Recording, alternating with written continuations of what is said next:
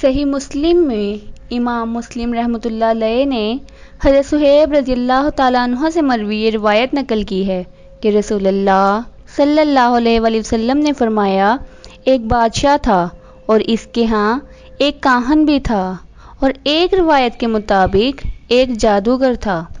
پس ساحر نے بادشاہ سے کہا کہ میں بوڑھا ہو چکا ہوں اور مجھے خوف ہے کہ اگر میری موت واقع ہو گئی تو میرا علم بھی منقطع ہو جائے گا، پس آپ میرے لیے ایک ذہین لڑکا تلاش کریں تاکہ میں اسے اپنا علم سکھا دوں۔ پس بادشاہ نے ساحر کے لیے ایک لڑکا تلاش کیا جس میں وہ تمام اوصاف موجود تھے جن کا مطالبہ ساحر نے کیا تھا۔ نیز بادشاہ نے اس لڑکے کو حکم دیا کہ وہ شاہی ساحر کے پاس حاضر ہوا کرے۔ لڑکے نے بادشاہ کے حکم پر ساحر کے پاس علم سیکھنے کے لیے آمد و رفت کا سلسلہ شروع کر دیا۔ چنانچہ لڑکا جس راستے سے گزر کر ساحر کے پاس آتا تھا، اس راستے میں کسی راہب کی خانقاہ بھی تھی۔ لڑکا ساحر کے پاس آتا تو راستے میں راہب کے پاس بھی قیام کرتا اور اس سے سوالات پوچھتا، یہاں تک کہ راہب اسے جواب دیتا۔ بس راہب نے لڑکے سے کہا کہ میں اللہ کا بندہ ہوں۔ لڑکا راہب کے پاس گفتگو کے سلسلے میں قیام کرتا تو اسے ساحر کے پاس جانے میں دیر ہو جاتی۔ ساحر نے لڑکے کے گھر والوں کی طرف پیغام بھیجا کہ تمہارے لڑکے نے میرے پاس حاضری میں کمی کر دی ہے۔ بس لڑکے نے یہ بات راہب کو بھی بتا دی کہ ساحر میرے گھر والوں سے میری غیر حاضری کی شکایت کرتا ہے۔ راہب نے لڑکے سے کہا کہ جب تمہیں ساحر سے خوف محسوس ہو تو تم اسے کہہ دینا کہ مجھے گھر والوں نے روک لیا تھا، اور جب تجھے گھر والوں کا خوف محسوس ہو تو ان سے کہہ دینا کہ مجھے ساحر نے روک لیا تھا۔ بس لڑکے نے ایک مدت اسی طرح گزار دی۔ چنانچہ جب ایک دن لڑکا ساحر کی طرف آ رہا تھا تو اس نے ایک بہت بڑا جانور دیکھا جس کے خوف کی وجہ سے بہت سے لوگ راستہ چلنے سے رک گئے تھے۔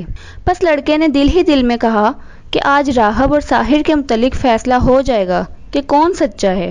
لڑکے نے ایک پتھر اٹھایا اور کہا، اے اللہ، اگر راہب کا عمل تیرے نزدیک ساحر کے عمل سے پسندیدہ ہے تو اس جانور کو ہلاک کر دے۔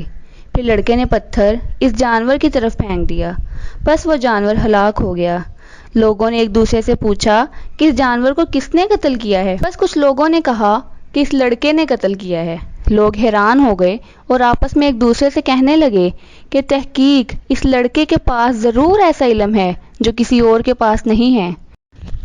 راوی کہتے ہیں کہ لوگوں کی اس بات کو ایک نابینا شخص نے سنا جو بادشاہ کا مصاحب تھا۔ بس اس نابینا آدمی نے لڑکے سے کہا، اگر تم میری بینائی واپس لا دو تو میں تمہیں انعام دوں گا۔ لڑکے نے اس نابینا شخص سے کہا کہ میں کسی چیز کا ارادہ نہیں رکھتا، لیکن میری شرط یہ ہے کہ اگر تمہاری بینائی واپس آ گئی تو کیا تم اس ذات پر ایمان لے آؤ گے جس نے تمہاری بینائی واپس کی ہوگی؟ اس نابینا آدمی نے کہا، جی ہاں۔ پس لڑکے نے اللہ تعالیٰ سے دعا مانگی، وہ نابینا شخص شفا یاب ہو گیا۔ پس وہ نابینا شخص اللہ تعالیٰ پر ایمان لے آیا۔ چنانچہ وہ شخص بادشاہ کے دربار میں حاضر ہوا اور حسب معمول مجلس میں بیٹھ گیا۔ پس بادشاہ نے اس سے پوچھا کہ تمہاری بینائی کس نے لوٹا دی ہے؟ اس آدمی نے جواب دیا، میرے پروردگار نے۔ بادشاہ نے کہا کہ کیا میرے سوا تمہارا اور بھی کوئی پروردگار ہے؟ اس آدمی نے جواب دیا، اللہ میرا اور تمہارا رب ہے۔ پس بادشاہ نے ایک آرا لانے کا حکم دیا۔ بادشاہ نے اس آرے پر اس آدمی کے سر کو رکھا یہاں تک کہ اس کے سر کے 2 ٹکڑے ہو گئے۔ امام ترمذی رحمۃ اللہ علیہ کی روایت کے مطابق وہ دابا جس کو لڑکے نے قتل کیا تھا شیر تھا، اور لڑکے نے جب راہب کو اس عظیم جانور یعنی شیر کے قتل کی خبر دی تو راہب نے کہا، بے شک تیری ایک شان ہے اور بلا شبہ تو آزمائش میں مبتلا ہوگا، بس تم میرے متعلق کسی کو کچھ نہ بتلانا۔ بادشاہ کو ان تینوں آدمیوں کا حال معلوم ہوا، اس نے ان کو اپنے دربار میں بلایا۔ بس جب تینوں آدمیوں کو لایا گیا تو بادشاہ نے کہا، تم سب کو قتل کر دوں گا۔ بادشاہ نے راہب اور نابینا آدمی کو آرے کے ذریعے چروا دیا، پھر لڑکے کے لیے حکم دیا کہ اسے پہاڑ پر لے جا کر سر کے بل نیچے گرا دیا جائے۔ جب انہوں نے لڑکے کو پہاڑ سے نیچے گرانے کا ارادہ کیا تو لڑکے نے دعا مانگی، اے اللہ، تو جس طرح چاہتا ہے ان سے بدلہ لے لے۔ بس بادشاہ کے بھیجے ہوئے آدمی پہاڑ سے لڑکنے لگے اور ہلاک ہو گئے، یہاں تک کہ صرف لڑکا باقی رہ گیا۔ راوی کہتے ہیں کہ وہ لڑکا واپس بادشاہ کے دربار میں حاضر ہوا بادشاہ نے اس سے کہا کہ تو نے میرے آدمیوں کے ساتھ کیا معاملہ کیا ہے؟ لڑکے نے جواب دیا کہ میرے رب نے جیسے بھی چاہا ان سے بدلہ لے لیا۔ بس بادشاہ نے لڑکے کو سمندر میں ڈالنے کا حکم دیا۔ بادشاہ کے آدمی سے لے کر سمندر کی طرف گئے۔ لڑکے نے دعا کی، اے اللہ، جیسے تو چاہتا ہے ان سے نمٹ لے۔ بس اللہ تعالیٰ نے ان افراد کو سمندر میں غرق کر دیا اور لڑکے کو نجات دے دی۔ بس لڑکا پانی پر چلتا ہوا باہر نکل آیا، یہاں تک کہ بادشاہ کے دربار میں پہنچ گیا۔ بس بادشاہ لڑکے کو زندہ دیکھ کر حیران ہو گیا۔ لڑکے نے بادشاہ سے کہا، کیا تم میرے قتل کا ارادہ رکھتے ہو؟ بادشاہ نے جواب دیا، ہاں۔ چنانچہ لڑکے نے کہا کہ تم ہرگز مجھ پر غالب نہیں آ سکتے، یہاں تک کہ مجھے ایک تختہ سے باندھ دو اور مجھے یہ تیر یہ کہہ کر مارو، بسم اللہ ربی ھذا الغلام، مگر مجھے تیر مارنے سے پہلے تمام لوگوں کو ایک میدان میں اکٹھا کر لینا۔ راوی کہتے ہیں کہ بادشاہ نے لوگوں کو ایک میدان میں جمع کیا اور حکم دیا کہ لڑکے کو ایک تختے کے ساتھ باندھ دیا جائے۔ پس لڑکے کو ایک تختے کے ساتھ باندھ دیا گیا۔ پس بادشاہ نے لڑکے کے ترکش سے ایک تیر نکالا اور کہا، بسم اللہ ربی ھذا الغلام، اور اس لڑکے کو تیر مارا۔ پس تیر سیدھا لڑکے کی کن پٹی پر جا لگا۔ پس اس طرح بادشاہ نے لڑکے کو قتل کر دیا۔ پس لڑکے نے شہید ہوتے وقت اپنا ایک ہاتھ اپنی کن پٹی پر رکھ لیا تھا۔ یہ منظر دیکھ کر لوگوں نے کہا کہ ہم اس لڑکے کے رب پر ایمان لائے۔ بادشاہ نے حکم دیا کہ خندقیں کھود کر ان میں آگ اور لکڑیاں بھر دی جائیں اور پھر ان سے تمام لوگوں کو اس میں ڈال دیا جائے۔ پس بادشاہ نے اپنے مصاحبوں سے کہا کہ جو لڑکے کے دین کو چھوڑ دے تو اسے چھوڑ دیا جائے، اور جو اس کے دین کو نہ چھوڑے تو اس کو آگ میں ڈال دیا جائے۔ پس تمام اہل ایمان کو ان خندقوں میں ڈال دیا گیا۔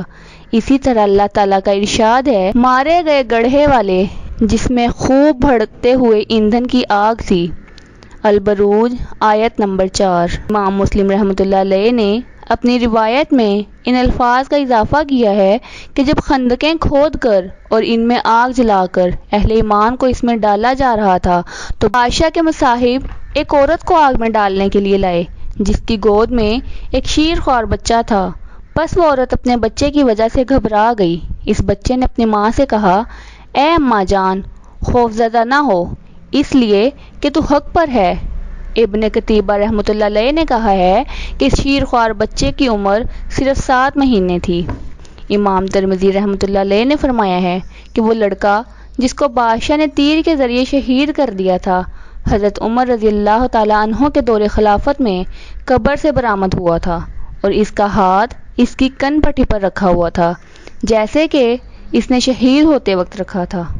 محمد بن اسحاق رحمۃ اللہ علیہ صاحب سیرت نے لکھا ہے کہ اس لڑکے کا نام عبداللہ بن التامر تھا، اور اہل نجران کے کسی آدمی نے حضرت عمر فاروق رضی اللہ تعالیٰ عنہ کے عہد خلافت میں اپنی کسی ضرورت کی وجہ سے ایک ویران جگہ کھودی۔ بس انہوں نے دیوار کے نیچے اس لڑکے کی لاش کو پایا اور اس لڑکے کا ہاتھ اس کی کن پٹی پر رکھا ہوا تھا جہاں پر تیر لگا تھا، اور اس کی انگلی میں ایک انگوٹھی بھی تھی جس پر ربی الاعلیٰ کے الفاظ لکھے ہوئے تھے۔ بس لوگوں نے بذریعہ تحریر اس واقعہ کی اطلاع حضرت عمر رضی اللہ تعالیٰ عنہ کو دی۔ پس حضرت عمر رضی اللہ تعالیٰ عنہ نے ان لوگوں کو جواب میں تحریر کیا کہ اس کی لاش کو اس کے حال پر چھوڑ دو۔